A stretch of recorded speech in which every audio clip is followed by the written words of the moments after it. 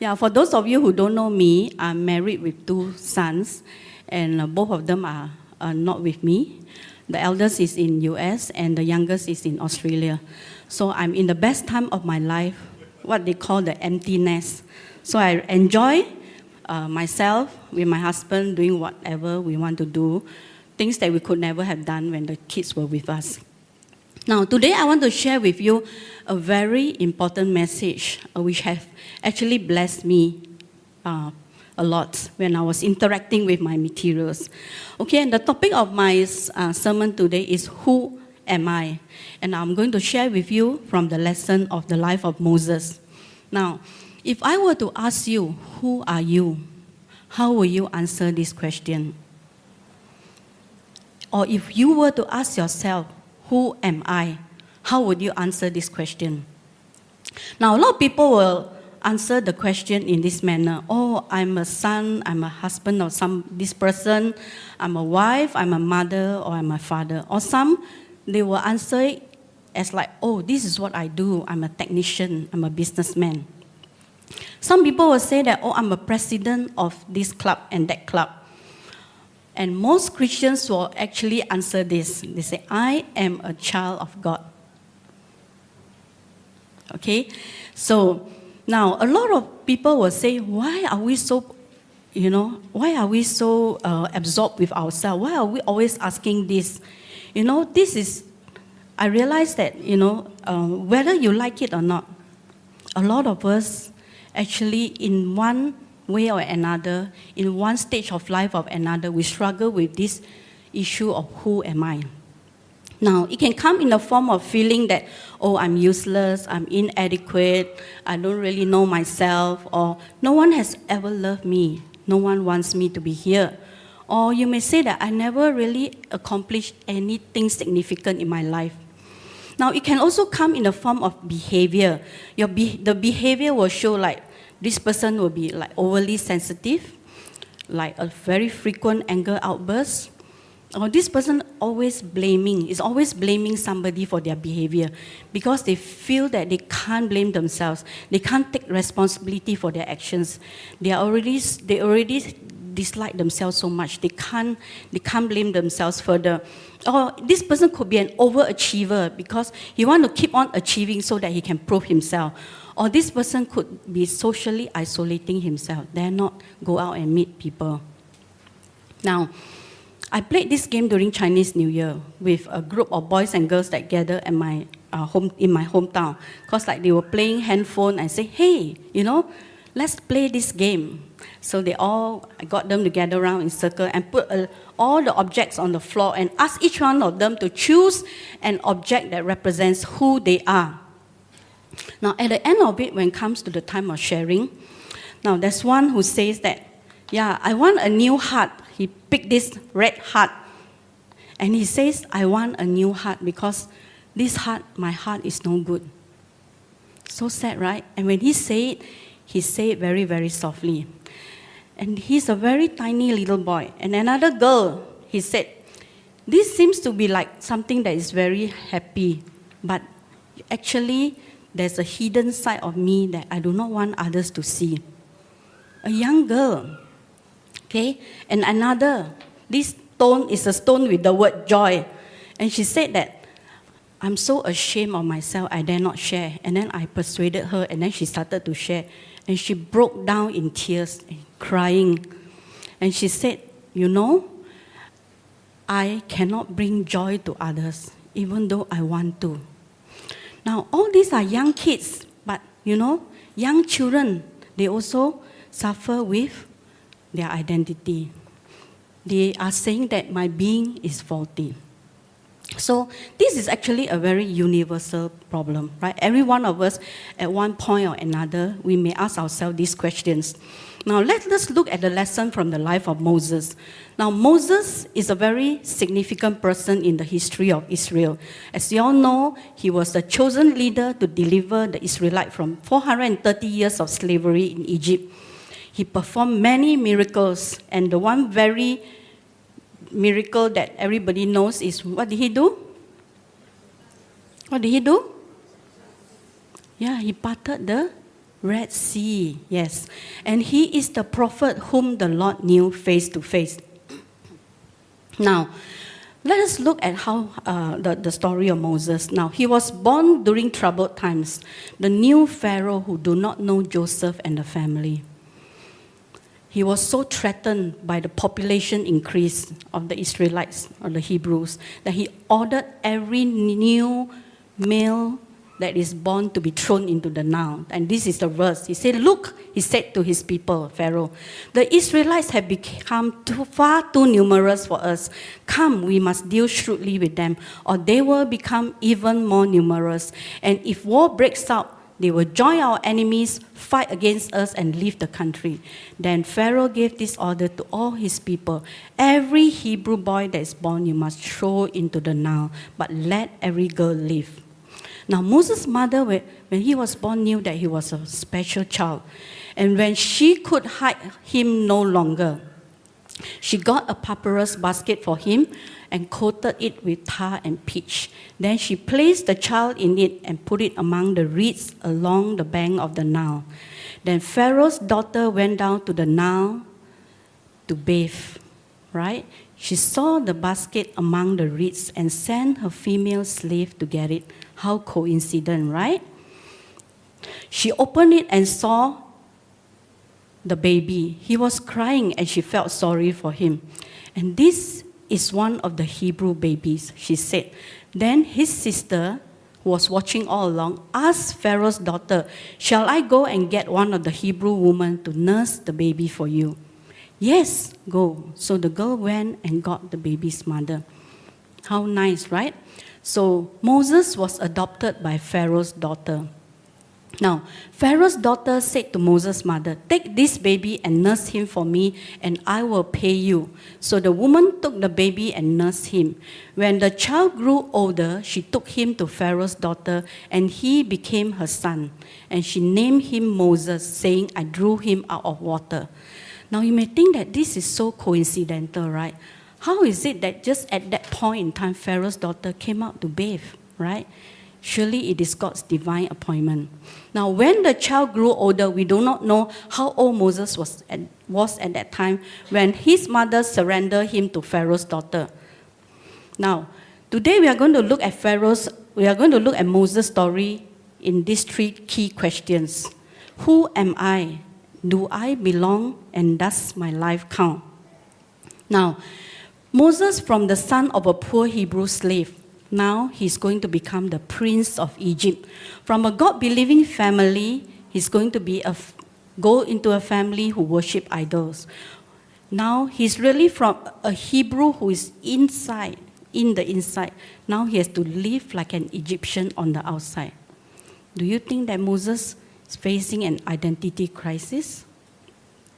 Now, when I look at this picture, right, the first picture shows that he as a baby in his family, the mom and dad and Miriam and Aaron looking at him, right? Such a nice picture. Now, the second picture was a picture of him where the mom surrendered him to Pharaoh's daughter. Now, I don't know what went through his mind. This looks like a very calm picture, but I figure he must be crying. He must be screaming inside, no, I don't belong here. I don't want to come here. Do you know, any child, no matter how well you explain to him, Moses' mother probably had prepared him, tell him about God, tell him about what happened, that he has to go to Pharaoh's daughter because that's the only way that he can live. Probably the mother has explained everything, but no matter how much explanation is given to the child, no child will ever understand why they had to be given away. He must have felt so abandoned. Now, do I belong? Now, after many years of living in Pharaoh's palace, right, being educated in all the wisdom of Egypt, has he become an Egyptian in his heart? Or does he still identify with his own people, the Israelites? I'm not sure in his 30 over years in the Egyptian court, was his parents and his family allowed to come and see him? I have this question. Probably yes, probably no. If yes, probably the mother must have reminded him, you are an Israelite, right? Yeah. So let's see if he has identified with his people, or has he become an Egyptian in his heart. Let's look at this. Now, one day, after Moses had grown up, he went out to where his own people were and watched them at their hard labor. He saw an Egyptian beating a Hebrew, one of his own people. It's emphasized here. So he knows that they are his own people. Looking this way and that and seeing no one, he killed the Egyptian and hid him in the sand. The next day he went out and saw two Hebrews fighting. He asked the one in the wrong, "Why are you hitting your fellow Hebrew?" The man said, "Who made you ruler and judge over us?" Who made you ruler and judge over us? Do you think his people knew he was one of them? Do you think they accepted him as one of them? And they say to him, "Are you thinking of killing me as you killed the Egyptian?" Then Moses was afraid and thought, what I did must have become known. When Pharaoh heard of this, he tried to kill Moses, but Moses fled from Pharaoh and went to live in Midian, where he sat by a well. Do you think Pharaoh accepted him as his beloved grandson? You know, he's the king, right? If my grandson commit a sin, kill somebody, will I not cover up for him if he's my beloved grandson? But Pharaoh wanted to kill him. Probably all this time in the Egyptian palace, he was never really acknowledged by Pharaoh. I don't know. Yeah? So now Moses ran for his life. He ran and ran and ran. And I was thinking, right, he will be wearing such a nice costume, right? And I was asking my husband, how did he run from Egypt to Midian? It looks like a very long distance. So do you think he's smart enough to get one of the horses from the palace? Or he just ran on his barefoot? And is there anybody that ran with him? He must be so fearful. Run and run and run for his life. Was there somebody who went with him? Probably not. So then he ran and then he sat by the well. You see the first picture on the right. It's not very clear, but he's sitting at the well, probably exhausted, sad, rejected, very lost, feeling very, very lost. But then, all of a sudden, after sitting there for a while, what happened? 7 beautiful ladies came. And who were they? They were the daughters of the priest of Midian. Right? And then the story goes that the priest of Midian gave his daughter Zipporah to Moses in marriage. And now he became an exile in Midian. And he named his firstborn Gershom, which is, I have become a foreigner in a foreign land. Lonely man now. Does he felt he belonged to his parents? He was abandoned, right? He was given away. In Egypt, did he feel that he belonged? He probably still identified with his own people. But I have this question that, why at the age of 40, only then he went to see his people? Probably he get carried away, with the splendor of Egypt. Now, does he belong to Jethro's family now? He's now a fugitive. Now, does my life count? When he sat at the well and looked back at his life, he must have thought, man, I have really messed up. Now I have lost, I've lost a good life. Now I have to live in this desert, dry, hot desert, to become just a shepherd, tending to the smelly sheep. Now, what went through his mind during those years? When you are a shepherd looking after sheep, you have a lot of time alone. Probably those were the times that he really remembered God. Maybe those were the times he could sense God's presence, going with him, leading him every day as he was looking at the shepherd. Probably he experienced how the Lord led him through the 40 years in the Midian desert. Now, did he really become nothing? Do you think he will ask, is that all there is to my life? Am I going to spend the rest of my life as a shepherd in this dry, hot desert in Midian?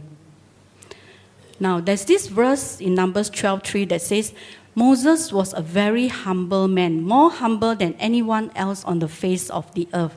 Probably all the years in the desert, in the Midian desert as a shepherd, he learned the lesson of patience, the lesson of humility.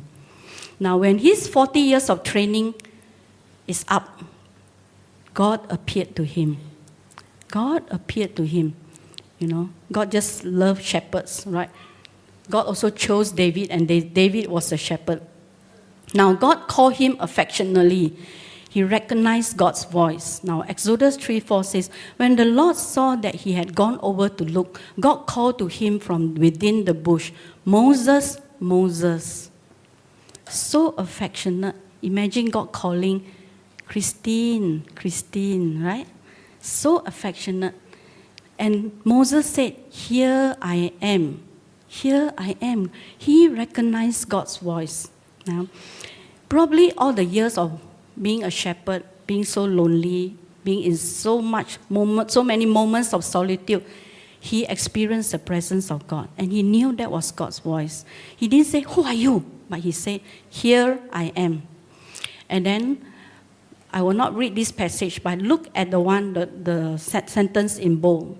God told him that he has seen the misery of the people in Egypt, and God has heard their cries. And God said to Moses, so now go, I am sending you to Pharaoh to bring my people, the Israelites, out of Egypt.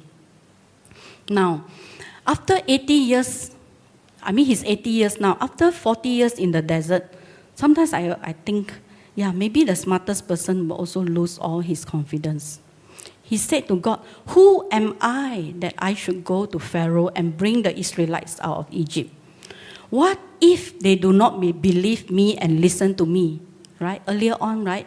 When he wants to be the judge, right? They say, who made you judge over us? And now he said, what if they do not believe me or listen to me and say the Lord did not appear to you? And he further said, pardon your servant, Lord. I have never been eloquent, neither in the past nor since you have spoken to your servant. I am slow of speech and tongue. No, because he was always talking to the sheep, right? Pardon your servant, Lord. Please send someone else. A lot of excuses. I can't do it. I can't do this job, God. You find someone else. Now, from nothing, he became something. Right? From 40 years in the Midian desert, now he's going to lead the Israelite out of Egypt and go and not to another phase of his life, 40 years in the wilderness of Sinai. So when you read the story of Moses in the 4 chapters of the Bible, you know that he eventually delivered the Israelites out of Egypt. He did so many miracles. He gave the 10 commandments. You know, have direct access to God. Whenever he had problems, he cried out to God and God will speak to him. He's a great leader, prophet, priest to a rebellious nation. Now, what happened to Moses at the end of his life?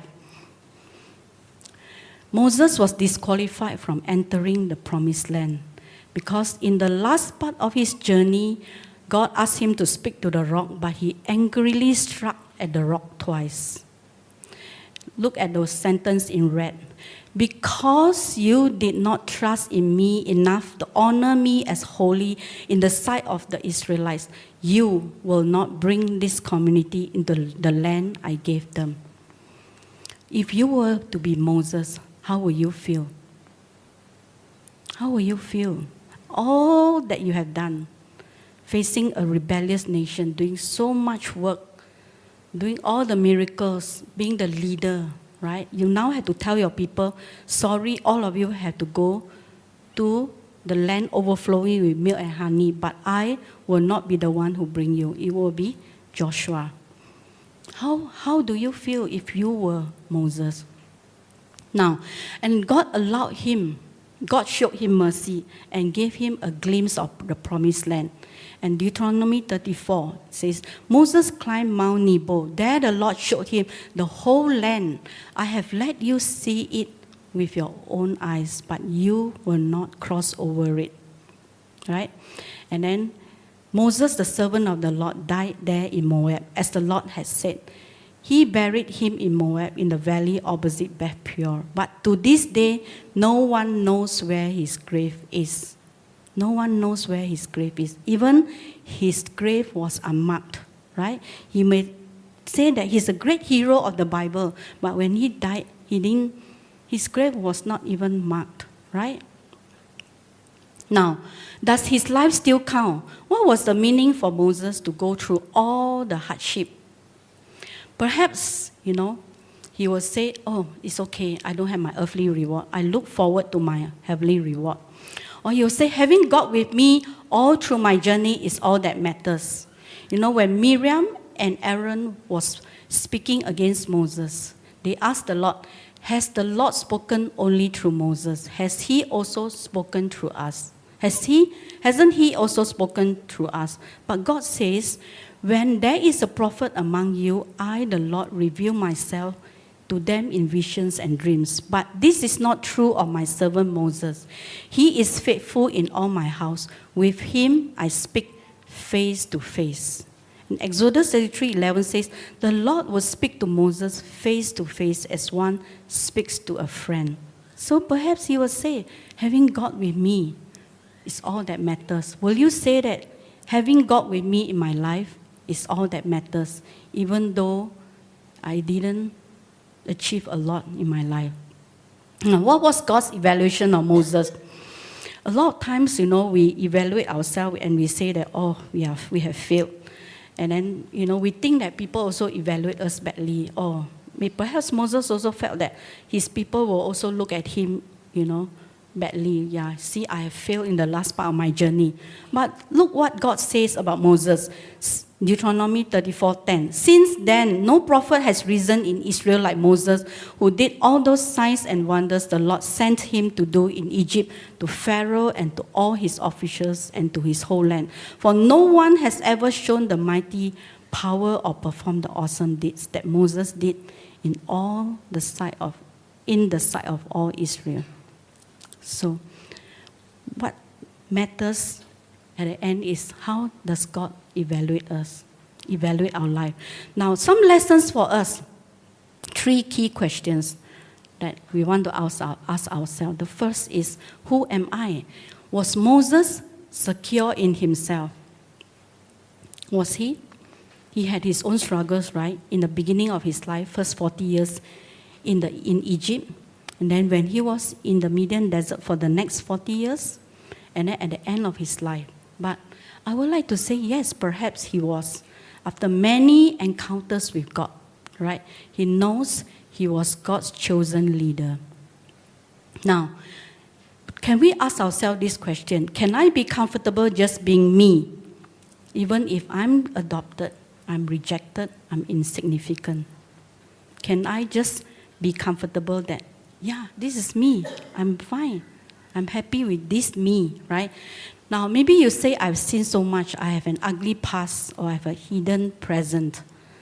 I continue to live. Sometimes a person will continue to live a double life and condemn themselves. Now, I received a phone counseling, and this lady, she felt so bad about herself. She couldn't sleep, and she was very depressed.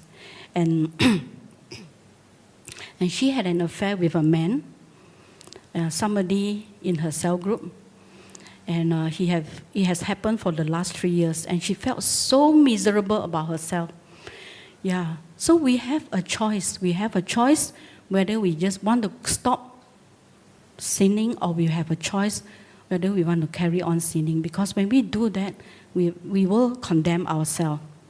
But we also want to ask the question, who has not sinned? Who has not struggled with sin? Even the greatest apostle said this, what I want to do, I do not do. But the evil I do not want to do, this I keep on doing. Even Moses, he was a murderer. He sinned, right? He was very impulsive, right? When God asked him to speak to the rock, he struck the rock twice, right? Yes, sometimes we do struggle with sin, but we do not need to continue to sin.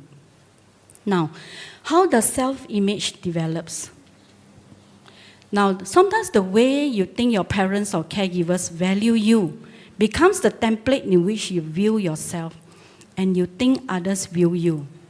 You think, if you feel that you're not loved by your parents or by your caregivers, then you feel that it's very hard for you to love yourself. And you also think that others do not love you. And when you become a believer, right, you also tell yourself that, yeah, I don't think God will love a person like me. No, it's hard. It's hard. Hard to feel loved and accepted. And you say, no one loves me. Even though we all can say that I'm a child of God, but you say, I can't feel it. I can't feel it. You know, they say that the longest journey a man ever traveled is the journey from his head to his heart, right? But it's just 1 feet away only, right? But whenever the Bible says heart, right, it's actually the center of our will, the center of our emotions, and not necessarily our physical heart, right? Now, parents, I want to say this to you. Sometimes we feel so condemned, right? I think I've done a lot of harm to my children. Yeah. You know, when you see your children not doing well today, and you say that, yeah, I have caused them a lot of harm. They are not confident. They always struggle, you know, with a sense of failure. They just cannot move on with their life. And you just feel so bad about yourself. Yeah. So a lot of times in my work as a counselor, sometimes I like to, when I see my clients struggle with issues with their parents, I always like to ask, is it possible for you to bring your father to therapy together with you? And you know what? Can. I've done this. I like to do family work. Now, a lot of times, I have this client where he brought in the father. He dare not ask the father, but he asked the mother to ask the father. So when they came, right, I facilitated healing and reconciliation, and they cry and cry and cry. The next session when they come, and she tell me, for some reason, when I look at my dad now, I don't feel that I hate him so much now. Yeah. So parents, don't despair, you know. We can still repair our relationship with our children. You know, we can humble ourselves and we tell our children, sorry son, sorry daughter. You know, I didn't know that I have done you so much harm. Say sorry, humble yourself to say sorry. And children, just know that your parents have done what they know best, and they have done what they could with the limited knowledge they have. Because a lot of us maybe go for premarital counseling to prepare for marriage, but we never go for pre-parenting courses before we become parents. So we really don't know how to be parents. But you know, this week, a young teenager came for counseling. And halfway through, he said that, yeah, maybe you can ask my mother. I said, would you like your mother to come in? What about your father? He said, yeah, no problem. So I went out and I told the parents, your son would like you to come in to the session. And you know what? When I ask the parents what they like about their son, they have so much to say. But when I ask the son what do they like about the parents, they say nothing. He said, I don't feel that they love me at all. And you know what? I could see from the parents' face, body language, that they love him so much. Do you know a lot of times our perception is not equal to reality? Because a lot of times we sometimes see things through tinted glasses. We don't see the real truth. When we are a young child, a lot of times we don't see truth as truth. Even though our parents love us so much, you know, we don't really see that they love us. Now, I'll give you an example of my youngest son. I quit my job when he was 4.5 years old because I felt that I need to spend more time with him. So when he goes to school, and subsequently I found a part-time jobs. And the job is such that when he goes to school, I go to work. When he comes home, then I come back home. But when he grow big, he tell me, you know, Mommy, when I grow up, you're always not there for me. I feel so sad. I feel like, what? You know? Then I realized that, because his love language is quality time and physical touch. So he wants a lot of hug. Maybe I didn't give him hug enough, so he don't feel love. Maybe I didn't look at him face to face when I talk to him, because I'm a very doing person. So I was doing things while talking to him, so he don't feel loved by me. So you know, perception is not the same as reality. You know what? If your parents are still here today, go and ask them, and this is what I did. I went to ask my mom, you know, when I was born, you give me away to grandma. Tell me, do you love me? tell me the truth. Do you love me? And my mother tell me, yes, I love you. Go and ask your parents, right? Now, be honest with yourself. You are still struggling with who you are. What can you do? Now, a lot of times when something happens in your interaction with people, or when you listen to a sermon, or when you do certain things, or when you watch a movie, some uncomfortable feelings surface. You know, a lot of times we push those feelings away. We don't want to feel the pain. But do you know what? When you don't attend to your emotions, where do they go? They get suppressed. They don't go away at all. Sometimes you say, oh, I don't want to think about it. Thinking about it makes me feel worse. You know what? Not thinking about it also makes you feel worse. Where does the pain go? Where does the sadness go? It goes into all your organs. That's how you got gastric. That's how you got heart palpitation. That's how you got headache. You got all the problems in your body because you suppress your emotions. Now, don't push them away. Ask yourself, what is this pain telling me? When did I feel this before? You know what? Because a lot of times, unresolved issues that you have with your parents or with some significant people in your life get reenacted in your current life. Now, something that happens, something just trigger you, right?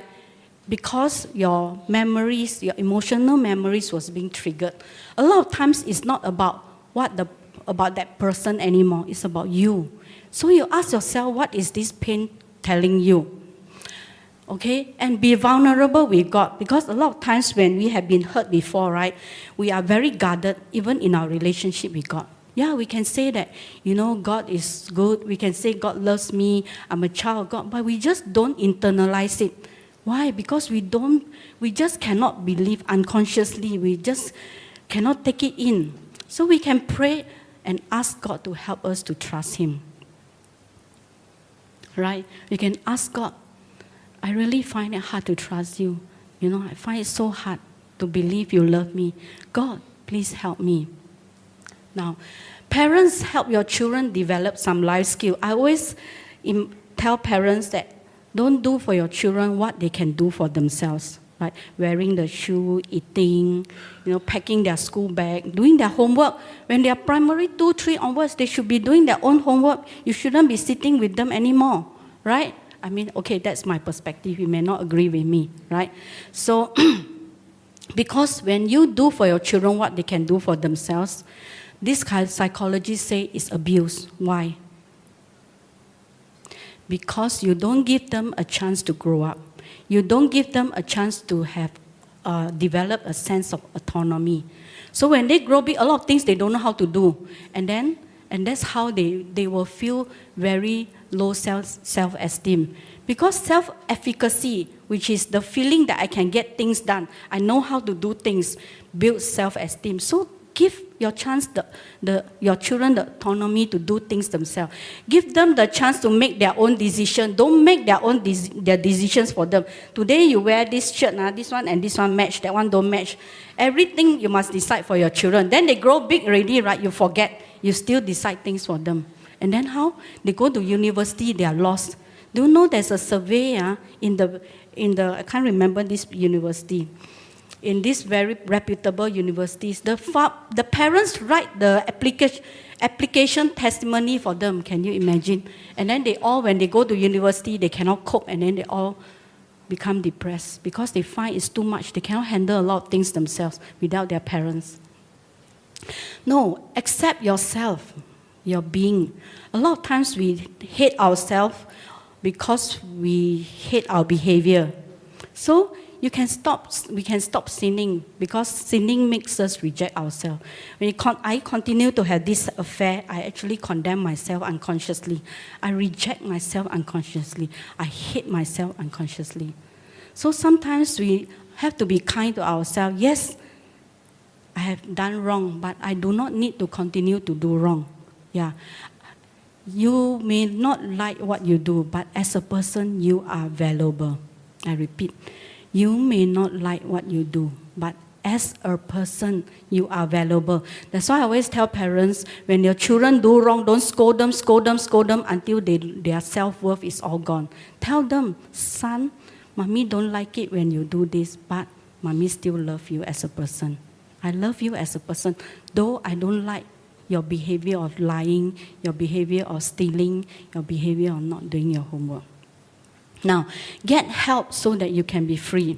You can look for a pastor, you can look for a friend, or you can go see a counselor. Okay?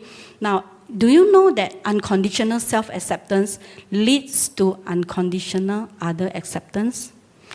Only when you can accept yourself unconditionally, then only you can accept others unconditionally. Now, this is what the verse says. Praise the Lord, all my soul. All my inmost being, praise His name. Praise His name. Now, a lot of times, like, people go for counseling, right? They feel that the counselor is a magician. Or they go and see pastor, right? They feel the pastor is magician. See one time, everything's solved. No. Sometimes the process of healing is ongoing, is a process, and it takes time. Now, do I belong? Does Moses felt that he belonged? Perhaps not in his early years, but after many years in Midian, perhaps yes. He has a supportive father figure in Jethro, his father-in-law, and perhaps a supportive wife. And subsequently, when he was called to deliver the Israelites out of Egypt, he identified with God's people, and they accepted him as a leader. Now, when you ask this question, do I belong? Basically, you're asking the question of, am I loved? Am I loved? Are you loved? Do you feel that you are loved? Or do you feel you belong at home? Do you feel that you belong at home? Do you feel you belong in your workplace? Do you feel a sense of belonging in church? Now, to belong is a basic need, especially for an adolescent, because they are moving from the stage where from a child to adulthood. Those are very difficult years for them, and they struggle to find their identity. I'm not sure about you, because when I was a teenager, right, I struggled with these 3 questions for a long time. I asked myself, why is there a me? How come there is a me in this world? And what am I here for? What am I supposed to do in this world? And at that time, I wasn't a Christian yet. I struggled to ask this question. And little did I know those were the years that I was basically asking, who am I? And do I belong? And what am I supposed to do in this world? And I asked this question for a long time. I'm not sure about y'all. Have you ever asked yourself this question? Especially when you were a teenager. Do you? Or I see some heads nodding. Okay, so doing a teenage ministry, young adult ministry is very important because a lot of them wants to belong. They are looking for role models. They want to fit in. They are looking for role models to identify. So when my boy was a teenager, I asked him, hey, who do you like the most in your life? And then when I know that, it is his cell group leader, and I know who his cell group leader is, I feel comforted. Because I know that, he's looking at the right person. He's modeling after the right person. And you know what? As parents, you are also your children's role model. They do not do what you do. They do not do what you say, but they do what you do. They do not do what you say, but they do what you do. Yeah, because there's this girl who came 12 years old, and she was always very angry, very, very, very angry, and she would throw things and destroy things at home. And then I asked this question, who else in the house does the same thing as you? My mother. My mother throw things, she scream and she shout. See? They do not do what you say, but the mother say, don't do this, don't shout and don't throw things.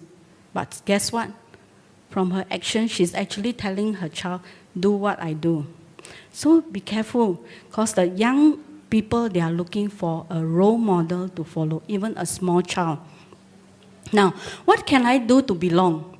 Now we can learn some social skills. We can read up if we don't know, observe how people carry themselves, and get some feedback. Hey, I realize that every time, I want to mix with people, I somehow, nobody wants to be my friend. So this boy, he came for counseling, and he said that, I don't know why nobody wants to be my friend, and he got bullied in school. And then later I found out that then he was transferred to a new school because things got so bad, and then the parents transferred him to a new school. And he said, when I go to this school, I look at all the people, I said, this person cannot be my friend, that person cannot be my friend, that person cannot be my friend. And guess what?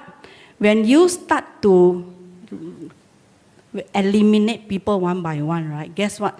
People can see from your body language you don't like them. Do you think they still want to be your friend? No. That's why sometimes through your behavior, you are actually pushing people out. So get feedback, read, observe. So when my kids were young, right, they are very afraid of mixing around with people. They're very, very introvert. So I'll teach them like, hey, see, mommy show you how, I can approach a stranger and strike a conversation with them. Now I'll do it, and then they'll say, hey, mommy, you know that person, How come you talk to that person as if you know him? I say, you see, okay, follow behind me. We are queuing for food, right? Follow behind me and see how I do it. So we can teach our children social skills. We can get them a book to read. Okay, we put them through some courses. So sometimes I feel there is a need to teach the young people some skills, social skills, skills in dealing with people. Yeah, so I talked to my boss, maybe we should do a holiday program for young adults. Now, 15 friends and build close relationship with 3 to 4 people who are your who can become your support network. When people come for counseling, one of the questions I will ask them is, do you have anybody in your life that you can find support, that you can talk to about your problems? And when they say, yes, I have very supportive parents, I have very good friends, I know this person is on the right track, even though he has problems. But when there is nobody, then it's going to be very, very hard for this person to recover, because there is no supportive network to help him. And he has always to come back from counseling as the one and only support network that he has. A lot of children, when they come for counseling, they really like and they don't want to terminate counseling, because when they come, right, they feel so accepted, they feel so belong, and they feel like, the counselor is always so happy to meet them, right? They feel so belong. Supportive relationship heals. So I encourage you to join a nurturing community, right? No, if you can be in a cell group for a long time, when I become a believer, I say 2 things I must always do. One is I must go to church every week. The other one, I must join a cell group. These 2 is non-negotiable. And from the day onwards, I never stop going to cell group. Never stop going to cell group. Why? Because I know that's the only way that I can grow spiritually. That's the only way that I can find a supportive group of people that can help me when I fall. Now, if you can be in a cell group for long, it speaks a lot about you. You know why? Because it shows that you're able to accept people for who they are. Because it's not easy. There will be people who you will meet that you don't like. Maybe you also don't like the leader. Right? They have different values, different style from you. You cannot stand the way they speak. You cannot stand the way they, do certain things. But then you stayed on. You humble yourself down and you want to learn from them. No, are we guilty of pushing others out, or being too clicky? A lot of times, right, we click together so tight, right? And then when new people come in, they cannot come in because there's no space for them to come in, right? You click, and then all the other people, no click one, all very lonely. It's true. Look out for the people who are lonely and say, come, would you like to join us? Do you have a cell group? Do you want to come and join our cell group? We have this gathering, would you like to come? A lot of people are looking to fit in. Look out for the lonely people. Now, Billy Graham said, churchgoers are like coals in a fire. When they cling together, they keep the flame aglow. But when they separate, they die out. Now, ultimately, we all belong to God. And Romans 14:8 says, whether we live or die, we belong to the Lord. And Psalms 103 says, know that the Lord is God. It is He who made us, and we are His. We are His people, the sheep of His pasture. So even if we feel that nobody wants us, there's still one person who wants us. And who is this person? Who is this person? God. Yes, He still wants us. We belong to Him. Then you ask yourself, does my life count? You say, I never succeeded in anything. Was Moses' life a success when he was in Midian, looking after the smelly sheep? At the end of his life, he don't get to go into the promised land. Now, who defines success? You, God, or man? Of course, we can define our success. People can define our success. But at the end of the day, God also defines our success, right? Yeah, so whose evaluation is more important? Or you say, I never serve God. But you know what? Every little thing you do counts, even if it is done with all your heart. Now, last time my ex-boss, my ex-international director, he said this, if I am a road sweeper, I will be the best road sweeper in the world. And this statement actually left a very deep impression in my mind. Now, I always remember that the little things I do, I want to do it well, because it matters. So when I sweep the road in front of my house, you know, I don't do it every day, but maybe once a week or once in 2 weeks. When I sweep the road, right, I would think, ayo, my neighbor wants so dirty, I also go and sweep. Otherwise, the dust will come to my place, right? And then my opposite neighbor saw and said, hey, sweep my road also lah, you know. And then I realized, right, my next door neighbor, the maid, also follow me, you know. So sometimes I drive out to work, I see she sweep opposite the house road. Oh, see, I have a positive influence in my neighborhood, right? Now, start with small acts of kindness. Give a smile to somebody who is discouraged. Give a word of appreciation. Hey, you know, just now I saw you leading the worship, Jabez. Where's Jabez? Yeah, I can see you did it with all your heart. No, I saw you talking to this little boy, you know, so affectionately. You know, good job. Yeah, we can do a lot of small things, and it is all the small little things we do from our heart that counts, right? And you may say, is there meaning for my pain, my existence? Yes, go find it. Go find it. Because beauty came in Moses' life from 40 years in Midian. God groomed him in the silence of the desert, the quietness of the desert. God groomed him to be the man that God wants him to be, so that he can be the deliverer of the Israelites. Now, a lot of times crisis leads to breakthrough. Now, in my life, right, I used to be a person that don't have a lot of feelings one. You know, because maybe when I was a child, my mom, she's really not emotionally available for me. And later on, I understand why. Because she had to take care of 9 children. She's so busy, and then she was like so, you know, she was so unhappy with her life. And then she was not emotionally available for us. So every time I dare not to approach her. So it's like everything I do myself. So, you know, then I learned that to protect myself, I cannot be so needy. So I become tough. I toughen myself. I become a very, very hard-hearted person. But pain that I go through in my life make my heart tender. Make my heart tender for God and make my heart tender for people. And we know, you know, beauty can come out of ashes. And one of my clients said, my husband's affair caused our marriage to have a big turnaround. We have never been so in love before. And this lady told me that because of her affair, right, her husband refused to speak to her for 2 years.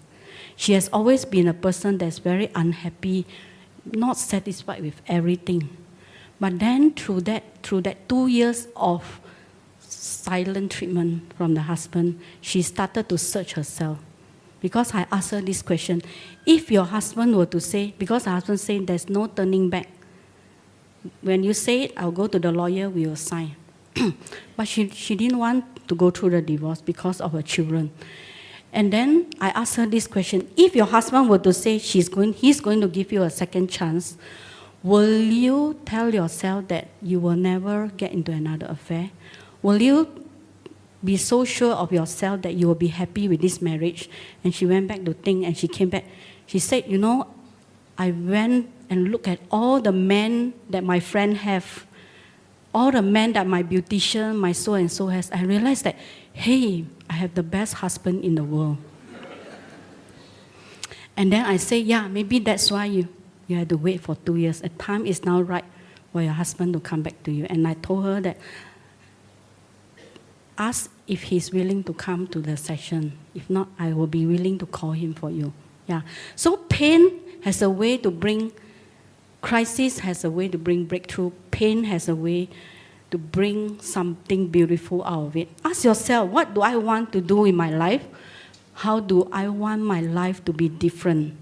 Can you imagine if you are still stuck and still questioning, still saying that you're a failure, you're no good? Can you imagine 5 years from now, you're still stuck? 10 years from now, 15 years from now, 20 years from now, you would have wasted a big part of your life. Do you want to continue your life in this way?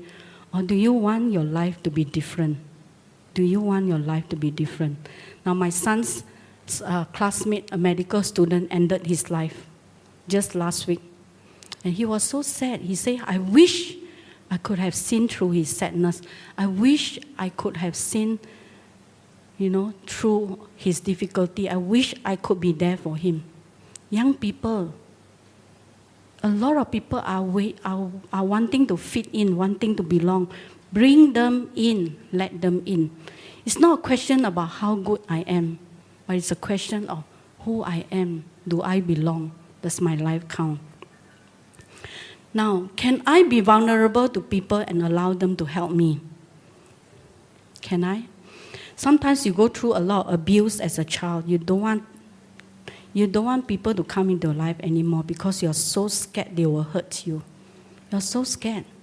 I deal with domestic violence cases. They cannot leave their husband, even though their husband beat them up, beat the children up. Because you know why? They say, I'm the one at fault. If I'm a better person, if I'm better, he will not beat me up. They find it so hard because they feel that they blame themselves for all the problems. Some people go through divorce and they say, I don't know how to live without him. Do we have an identity beside our spouse, beside our children? Yes, certainly. Certainly, we can have a life without our children. Our identity is not tied to our job, not tied to our role, not tied to our relationship with someone else. Now, we have the choice to allow ourselves to be vulnerable to God and allow Him to reach deep inside to heal our wounds, to tell ourselves, God won't hurt me. So I have a choice. Everybody say, I have a choice. I have a choice to choose from today to seek God's face and receive His healing. Indeed, we can be intimate with God like Moses, because God loves us, not because of what we do, but because of who we are. We are His child. He is the one who created us and brought us into this world. Now, the first step towards change is always to acknowledge your struggles. God wants to deliver you from years of struggling with yourself, struggling to belong. You can choose to continue to believe you're unloved, you're a failure, you do not belong, or do whatever it takes to change. I know that the best outcome in counseling are clients, two types of clients. Two qualities in a client that determines the best outcome in counseling. One is clients who are very insightful. They are willing to reflect inside. And then they come up with a lot of new discovery about themselves. And the other quality is those who will do whatever it takes to change. And this week, I got 2 15-year-old teenagers that came, and one boy, one girl. And I asked them, why you come for counseling? He said, I went to Google and know I need to see a counselor because I want to change my life. And I really salute them. 15 years old they see the need to want to change their life. What about you? Now you count, because 1 Peter 2:9 says, you are a chosen people, a royal priesthood, a holy nation, God's special possession, that you may declare the praises of Him who called you out of darkness into His light. He called each and every one of us from darkness. He pulled us out and bring us into His light. Because what? We are His treasured possession.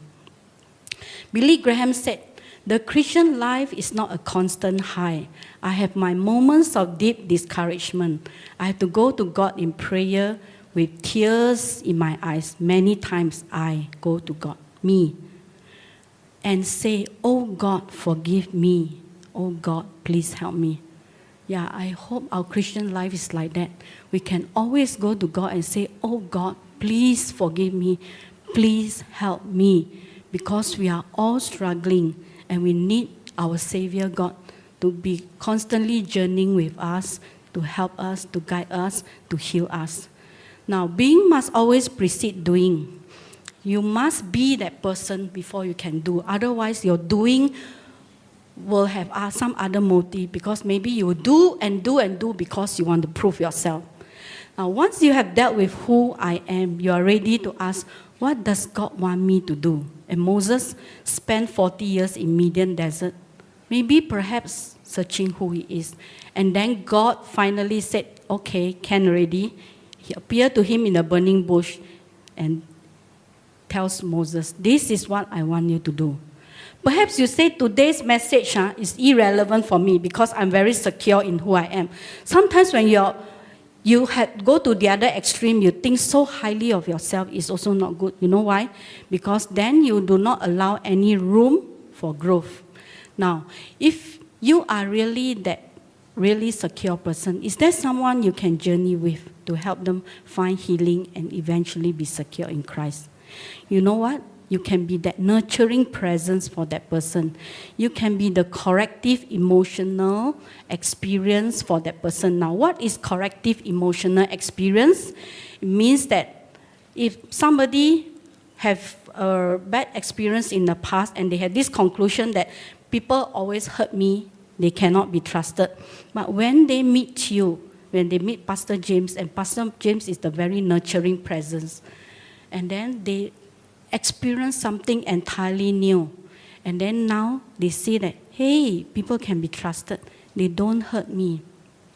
So you are that corrective emotional experience for that person. From then on, the person will start to look at people as, no, they are not harmful, they are harmless. Knowing about self is an ongoing process, it's lifelong. Until today, I still continue searching myself. Whenever something triggers me, when I don't feel good about it, I will ask myself, what is this? What is this that makes me feel so uncomfortable? And then I will find an answer that will bring some light to some of the issues that I still have not dealt with. Now, I'm currently studying, doing my further study in counseling. It's called Christian Clinical Counseling in psychodynamics. So psychodynamics is doing very deep work. And so I have to go for 40 hours of counseling. But I also tell God that in this course of study, God will allow situations to happen in my life to show me some of the things that I still have not fully dealt with in my life. Because I feel that I'll be totally wasting my life in this study if I do not deal with my life myself. And then as a counselor, I know that I can only bring my client to the level of healing that I have achieved for myself. So in order for me to help others, I must first help myself to be healthy, not just physically, emotionally, and spiritually. Okay? Now, God says, as I am with Moses, I will be with you in all of your life struggles. Trust me. Can we all say together? As you were with Moses, you will also be with me. Okay, can we?